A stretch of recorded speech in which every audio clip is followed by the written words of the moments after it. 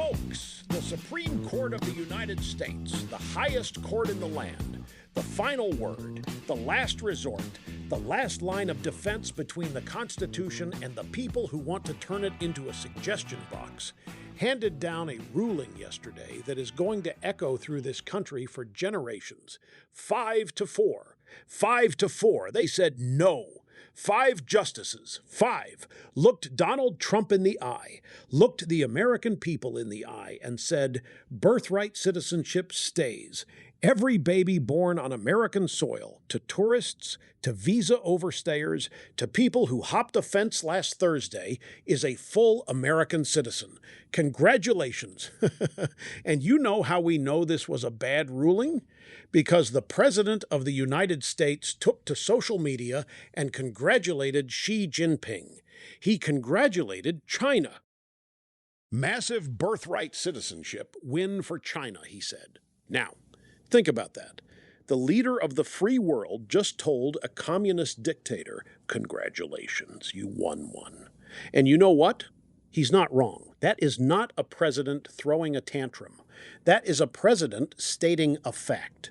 I'm Rick LeBeau. This is Rush Hour, and we are just getting started.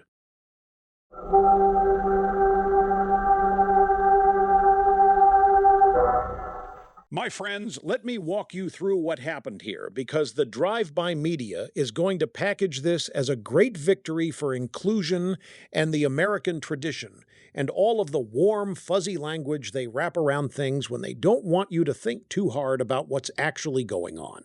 The Supreme Court upheld what is called birthright citizenship. Now, the basic concept, if you were born here, you're a citizen, traces back to the 14th Amendment, ratified in 1868. Now, I know, you know what the 14th Amendment is. What most people don't know, what they weren't told in school, and what your newspaper will not volunteer, is that the 14th Amendment was written to give citizenship to freed slaves after the Civil War. That's what it was for. It was not written to hand out citizenship to the children of people who snuck across a border, paid a coyote, or flew in on a 90-day tourist visa with a hospital bag packed. The amendment says, and I have it right here in my formerly nicotine-stained fingers, all persons born or naturalized in the United States and subject to the jurisdiction thereof, and subject to the jurisdiction thereof, that phrase right there is the whole ballgame. Because the question is, and it has always been the question, are people who are here illegally or here temporarily truly subject to the jurisdiction of the United States? They don't owe us permanent allegiance. They're not our citizens. We didn't invite them to stay. Trump's executive order said no. Children born here to illegal aliens or to temporary visitors are not covered by the 14th Amendment under that original reading. 5 justices, led by the Chief Justice John Roberts, who at this point should probably just be issued a Democrat Party voter registration card and save everybody the charade, 5 justices said wrong. Now, I've been saying for years, and don't doubt me on this, that John Roberts is the most dangerous man on that court. Not because he's a raving leftist. He's not a raving leftist. He is something much more insidious. He is a man who is desperately concerned with how history will remember the Roberts Court. He wants the institution to look respectable. He wants invitations to the right cocktail parties. He wants to be liked. And what happens when a man on the highest court in the land starts making decisions based on how they'll be received at Georgetown dinner parties? You get rulings like this.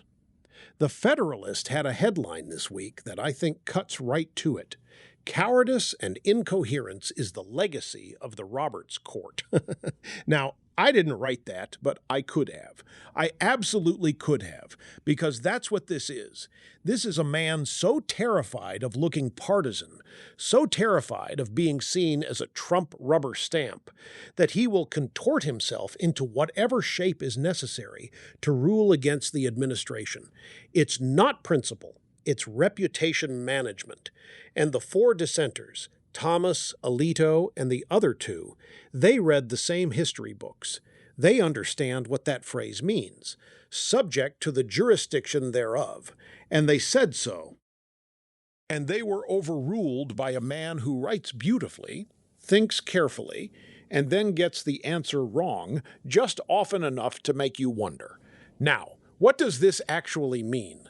Let me tell you what this actually means, because the media is going to tell you this is about preserving American values and apple pie and the Statue of Liberty and give me your tired, your poor. What it actually means, practically, on the ground right now, is that this country has essentially issued an open invitation. You can come here illegally. You can have a child here. That child is a citizen. That child is an anchor. And the chain of family reunification immigration that follows from that anchor is enormous. We're talking parents, siblings, eventually the whole extended family. The legal pipeline that opens up from one birth is staggering.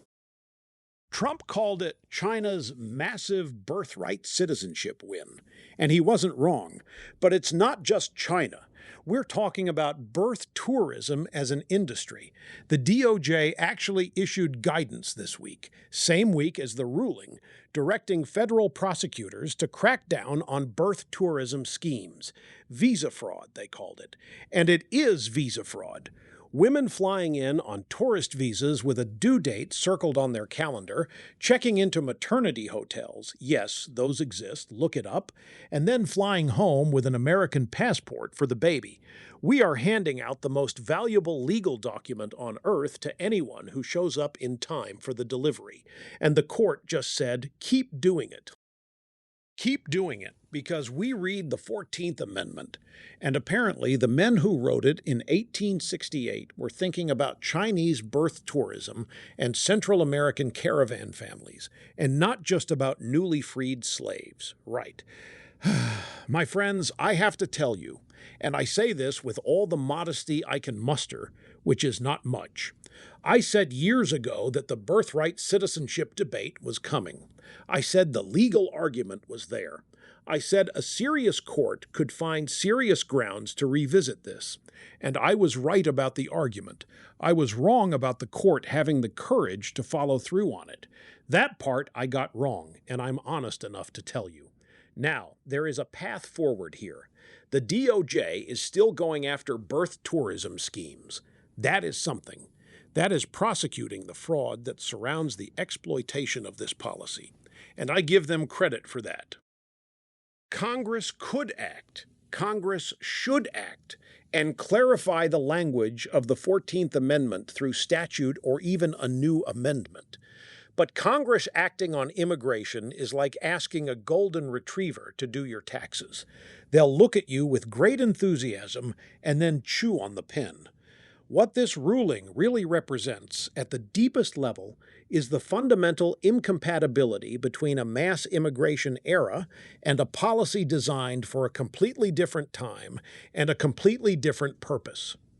The 14th Amendment was a moral and legal triumph for a specific historical moment. Applying it as a universal, unconditional birthright citizenship guarantee in 2026, when we have the largest illegal immigration numbers in our history, when we have a genuine birth tourism industry, when we have foreign nationals explicitly using this as a legal strategy, it is not honoring the amendment. It is weaponizing it. The people who wrote the 14th Amendment would be appalled. They would be absolutely appalled. They freed slaves and gave them the dignity of citizenship. They did not open a maternity hotel for foreign nationals, and Roberts knows this. That's the thing that gets me.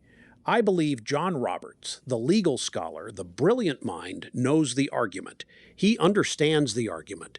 He just decided that the argument, however persuasive, would make the court look too political, and so he ruled against it. And in doing so, he made the most political decision of all. Leadership, from an institution that has, as I once heard described, no army and no budget and depends entirely on its credibility to function. And what is Roberts doing with that credibility? Spending it. Spending it to appear above the fray. Spending it to preserve a reputation. And the irony is, he's spending the credibility of the court to protect the reputation of the court. That is a special kind of Washington logic right there. Trump will keep pushing.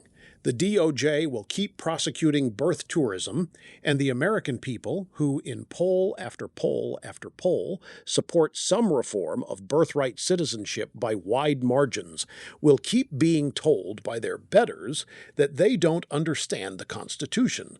They understand plenty. They understand that citizenship means something. And that when citizenship means everything, when it is available to anyone willing to board a plane or cross a river, it starts to mean nothing at all.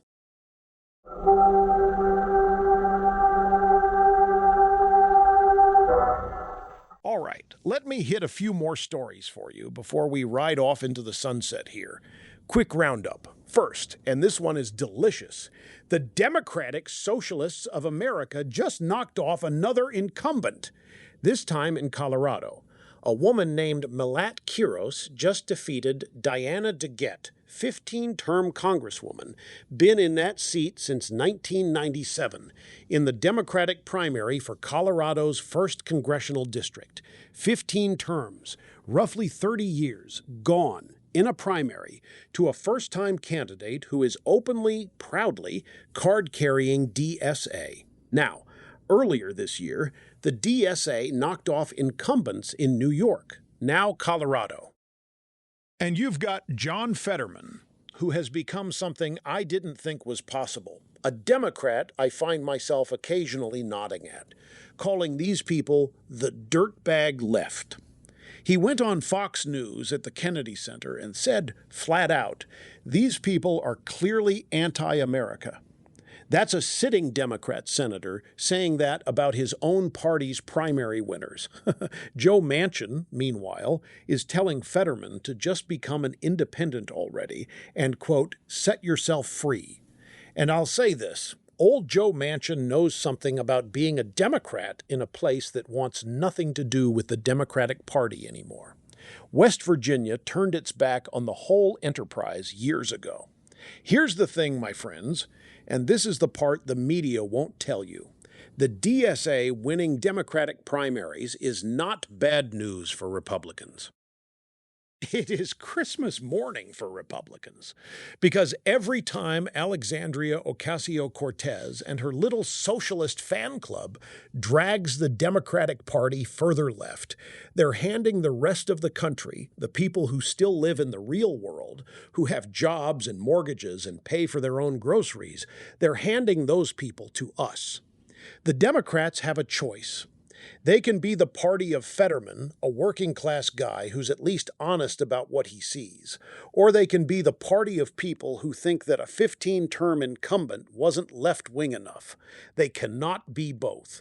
And watching them try to be both, my friends, I'm having more fun than a human being should be allowed to have.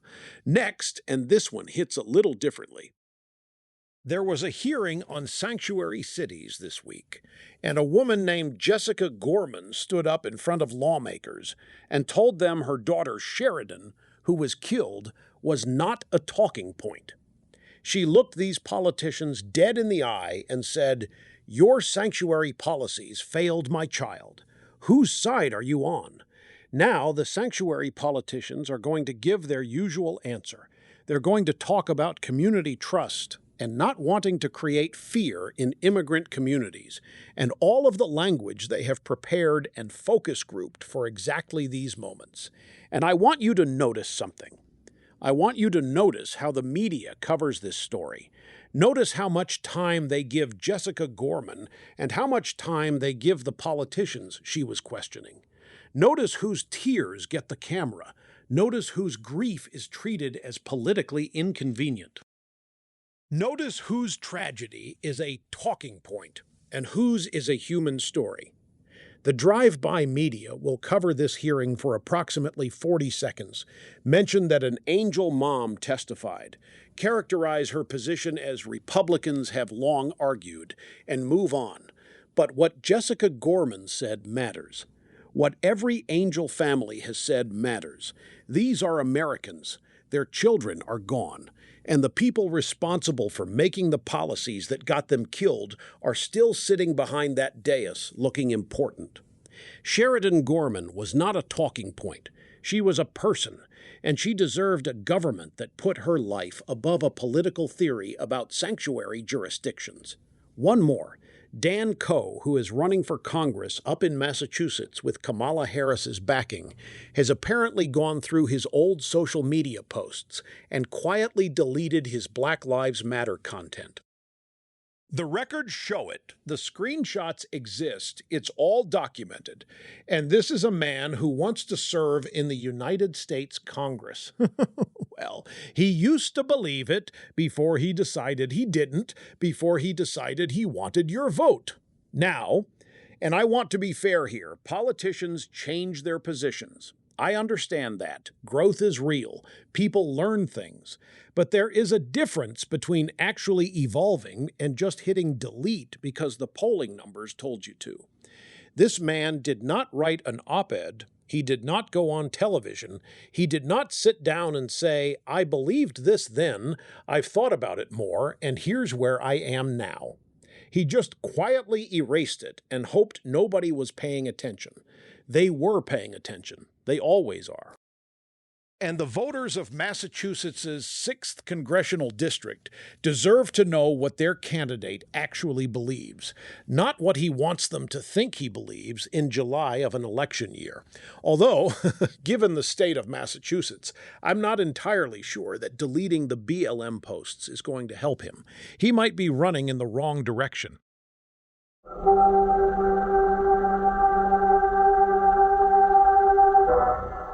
My friends, we are almost out of time, and I want to leave you with one thought before we go.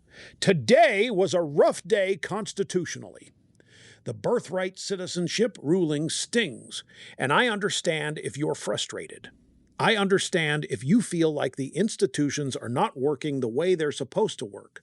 But here is what I know. I know that the American people are still the most common-sense people on earth.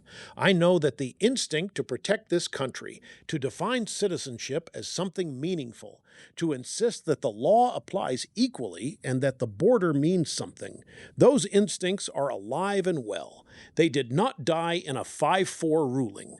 They did not get deleted like a Massachusetts candidate's old tweets.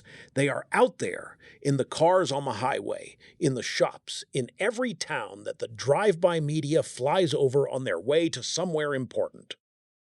And those people vote. And those people remember. And this fight is not over, not by a long shot. The DOJ is prosecuting birth tourism. The executive branch is pulling funding from school districts that ignore federal law. The president is fighting on every front simultaneously, which is messy and noisy and sometimes maddening. But he is fighting. The country will sort this out. The country always does eventually. It just usually takes longer than we'd like and involves more John Roberts opinions than any of us wanted. I'm Rick LeBow. This has been Rush Hour. Same time tomorrow, if they let us back on.